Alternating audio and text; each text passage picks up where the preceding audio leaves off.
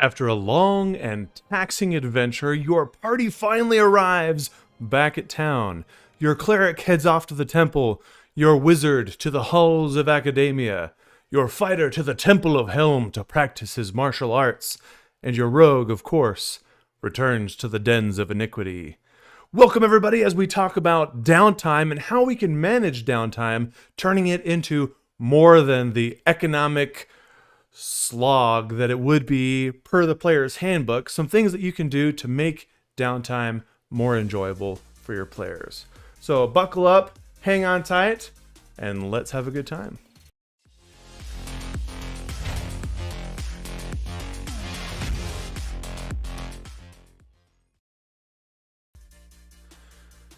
So, I provide you with a guideline for you to use so that your players can have a more enjoyable time during downtime.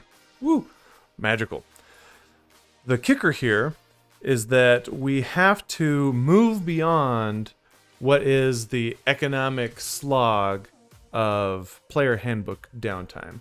Because if we were to act per the player handbook, all the downtime would be is, hey, you need to pay 2 silver to go to this somewhat nicer establishment. I don't even use silver in my games. So the fact that that exists, it's not helpful to me. It doesn't help my players have a more enjoyable time. It doesn't help any of us in any way, shape, or form. So what can we do? And it comes down to one single word: montage. We need to create that montage, that fun training montage where your players are doing whatever the heck they're doing so that they can become better. Because downtime needs to equal growth. And if downtime does not equal growth, then it is not valuable to us as storytellers, and there's no reason to use it. No reason whatsoever. If it is just, oh, you go to town and you sell the items that you got, and you stay at an inn, and it costs 3 silver, 4 if you want breakfast. That doesn't help you. That doesn't help your story. So what we can do is use this montage to create growth, because that's what our players, our characters, need to be doing for that time to be valuable for us, especially at the table when you only have so many hours in the day. There's only so much time that you have to spend right here, right now with your players. So what are we going to do to make that time valuable? Here it comes. Kevin, can I strangle my brother if he ate all the ice cream? Kevin, I would encourage you to. I cannot be held liable for anything said on this stream, but go ahead, Kevin, make it happen. So, a montage, how do we handle that? Because not everybody wants to do the same thing. Like I gave in the intro, the cleric goes off to the temple, the fighter goes off to the fighting pits, the rogue goes to the dens of iniquity to do whatever, the bard off to carouse the people. No one wants to do the same thing. And that's okay. That's okay, but we need to know how to manage that so that everybody at the table has a good time. Otherwise, oh, heaven forbid, your hack and slasher, your person at the table who just wants to crush goblin skulls is not going to have a good time. They're going to sit there and they are going to struggle nonstop because they have to sit there for 3 hours and listen to your shopping trip. And it will hurt them inside. And what did that equal? That did not equal growth, which means that it is not valuable to us. We need to be creating growth. So, step 1, the first thing that we need to be doing is establish a time. That's it. How long are we going to be on our downtime? Everyone on Instagram, if you're not, feel free to come over to YouTube, not Twitch today.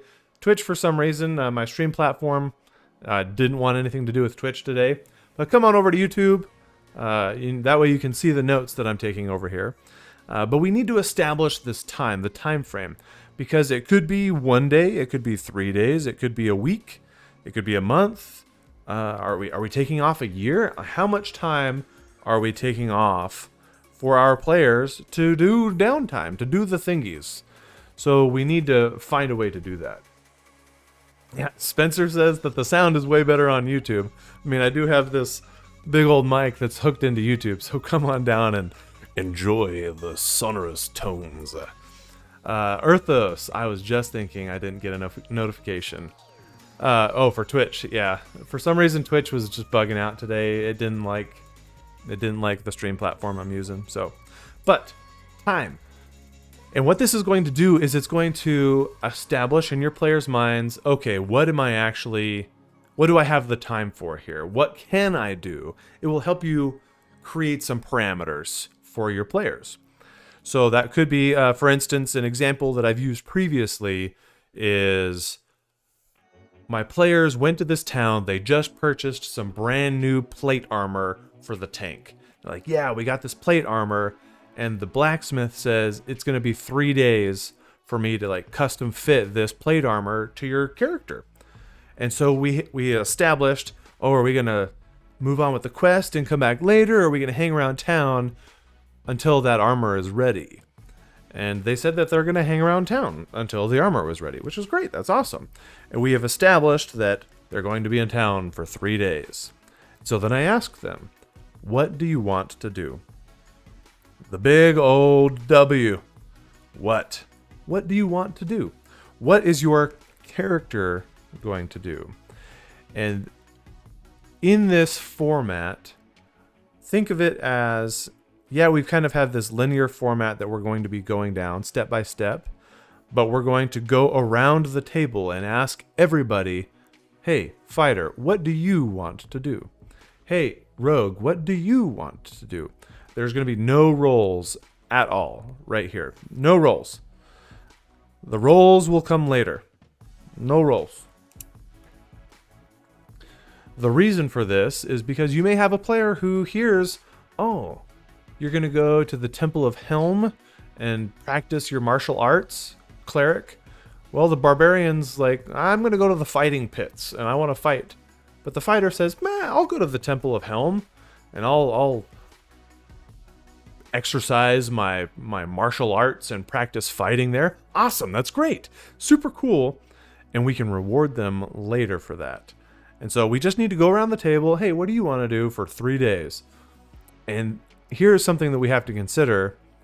Not everybody is going to be very comfortable with, oh yeah, I know exactly what my character's going to do, and X, Y, and Z, and I'd like to do it in this way.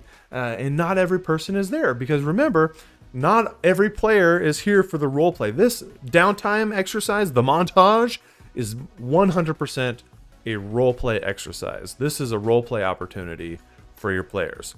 This is not for your hack and slashers. So if you've got some combat junkie who's just like, I want to crush goblin skulls, we'll find something for them, but they might not be super comfortable with the role play. So we might have to prompt them a little bit, and that's okay. Oh yeah, you're a fighter. What order do you belong to?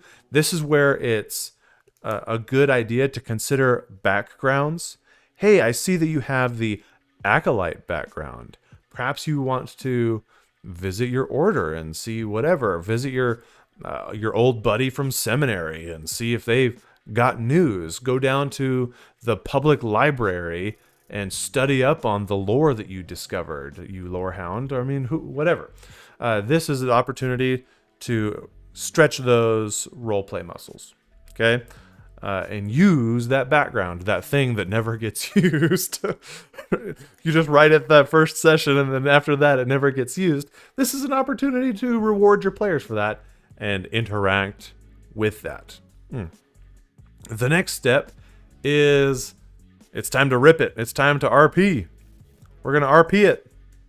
This is the how. How are you going to do that? So you want to go to the Temple of Helm, since I've been using this example so much.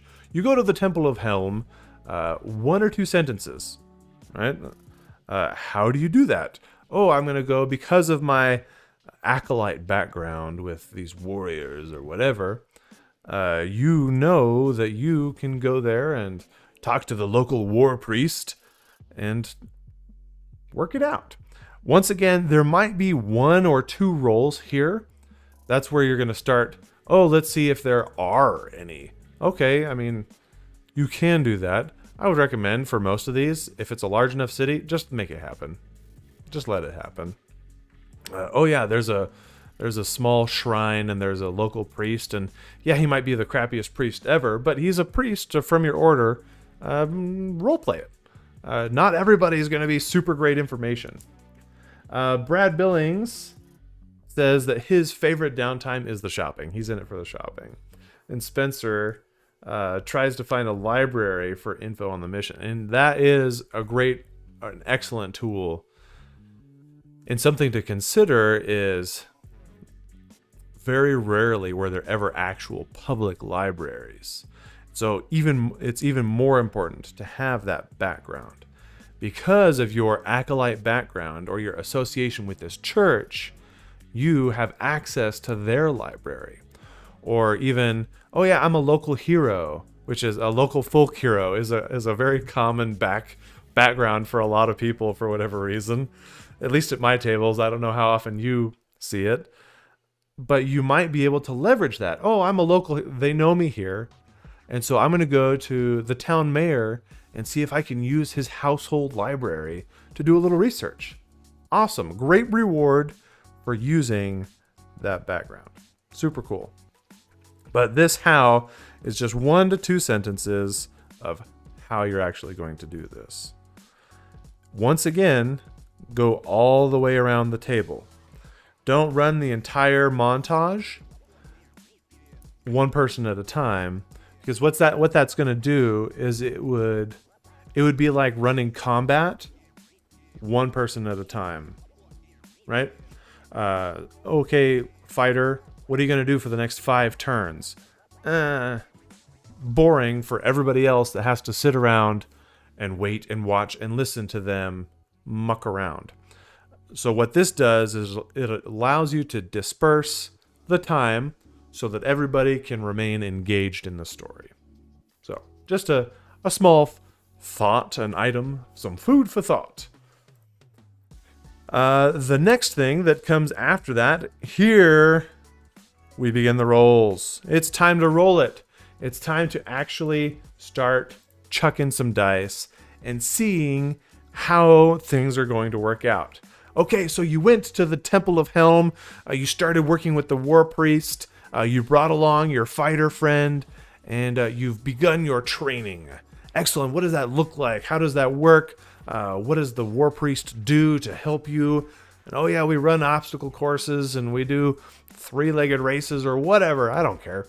It doesn't matter. Whatever they roleplay, it's their roleplay opportunity. It's their exercise. What do? All right, roll it. Let's see how they roll. All right, a 7 plus your whatever, your athletics. All right, you got a 12. That's okay. And then we're going to establish what that kind of looks like. Spencer, downtime sessions are challenging, and they can be challenging, but hopefully with this general structure, this formula, the formulae, this helps you know what to do. And it'll just give you a little bit of structure. So they start rolling for it. This is great. And what I enjoy doing in this is what is called the extended skill check. The extended skill check I first discovered the extended skill check. This is Matt Colville. Matt Colville's extended skill check, and I have taken that and I've diluted my own version of it that I use. But what it essentially equates to is drawing out the roll a little bit so that it's not just the flip of a coin. All right, you rolled crappy 3 days down the drain. No, that's not accurate. So you establish a DC, let's say, oh yeah, DC 15 or whatever, and you need to get 3 successes before you get 3 fails. Oh, okay, three rolls, 3 days or whatever, and you roll it, and that one, okay, that's 2 fails. You really did not show up, and it continues, and it allows you to draw out the tension and the drama a little bit which is more important. That matters to your players, and it makes for a more fun experience. That's it. So if you have not or are not familiar with that, go check out Matt Colville. I'll let you look it up. Extended skill checks. I use them for travel. I use them for big escape scenes, that sort of stuff. Anything like that, where you don't want it to just be the flip of a coin. You want to draw out the drama a little bit. A perfect opportunity for the fight. Right? Your player, he goes to the fight pits, and it's not just a single roll and, oh yeah, you got your butt kicked by some dwarf. No, you role play each roll, and oh yeah, he gets you in this chokehold, and you start punching him in the gonads, and like the things go on until finally it's down to the last roll, and you pull out the great success, right? And of course, because you pulled out this great success, the next step is the reward. It's time to reward your players, and it's important here. Because this outcome this roll gives us our outcome, and based upon that outcome is what we're going to reward our players with. And this, I think, is the most important part of downtime, because it makes your players aware of and realize that downtime's not a bad thing, because you are rewarding them. For a lot of players, especially if you're XP based, they see downtime as, I am not gaining experience. Therefore, this time is not giving me growth. Therefore, it has no value to me. So if you have a problem with downtime in your games, that might be the problem. You are simply not providing the value that player wants, that player expects from their game. I'm here for XP. Give me the XP. I can't get XP in town because y'all frown on me when I stave in merchant skulls. That's a problem. And so that player does not view the downtime montage with value. So based upon this outcome, we need to provide a reward. Let's use our example of our barbarian that went to the fighting pits. And he goes to the fighting pits and has this grand old fight. A monetary reward is meh. That's the whole point of this downtime, is to get away from the economy of Dungeons and Dragons, because it's not fun. It's not fun to track, oh yes, you've got penny pinching amounts of gold and it costs 2 silver, and oh yeah, I need to refill my quiver, so that's a copper a piece or whatever. That's not fun. And if it is fun for you, props, but that's not fun for me, and I don't do it. I don't track ammo. I barely track gold. If players find something, I give them an equivalent value of the gold. Sometimes I'll even let them just like exchange it on the spot. Hey, you found this sapphire necklace. Probably worth about 150 gold. Oh, can I just write that down? Yeah, sure. We'll count on you exchanging that next time you get to town. Whatever. So money isn't... We're trying to get away from the economy. That money is not going to give us value or growth. Right? The whole point of the montage. Things that will give us value and growth are things that simulate that XP, the level up, the experience, right? So feats are great rewards. Items, great rewards. Info, great rewards. Reputation. And reputation. These are all excellent rewards. I would definitely give...